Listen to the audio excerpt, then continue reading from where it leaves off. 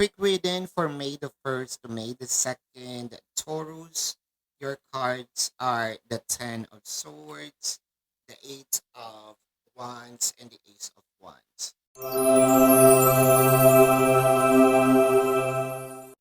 So, kahit wala na kayo, I feel like si person message pa rin ng message, kulit ng kulit, gusto pa rin meron kayong communication kahit sinabi mo or sinabi niya na um, let's stop this, no, wag na natin ipagpatuloy yung relasyon. So, nakakawindang dahil kala ko ba wala na tayo? Kala ko ba ayaw mo na? So, ngayon meron pang pagyaya din ng date or magkita kayo. Hindi pa ganon ka talagang tanggap din ni person kahit siya yung nagsabi. So, I think that there's confusion with your person. Nandun pa din talaga yung passion.